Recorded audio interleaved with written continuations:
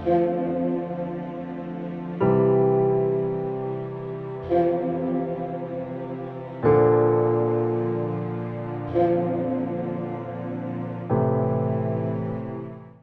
लिए आज की तिलावत मुकाशफा की किताब उसका 14वां बाब उसकी पहली 5 आयात।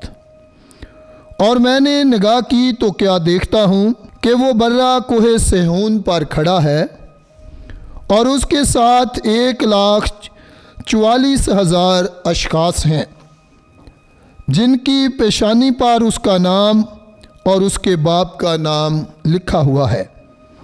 फिर मैंने आसमान से एक आवाज़ सुनी जो बहुत नदियों के शोर और बड़े गिरजने की आवाज़ की मानंद थी, और जो आवाज़ मैंने सुनी वो ऐसे बरबत नवाज़ों की सी थी जो अपनी बरबत बजा रहे थे, और वो तख्त के सामने और उन 4 जानदारों और बुज़ुर्गों के आगे एक नया गीत गा रहे थे।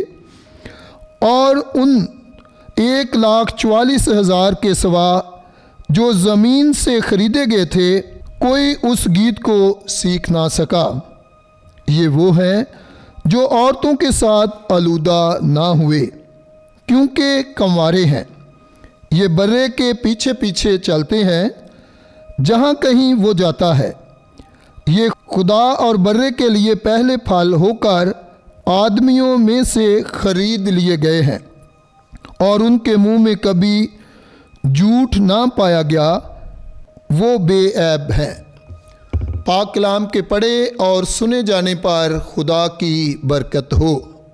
खुदा का शुक्र हो।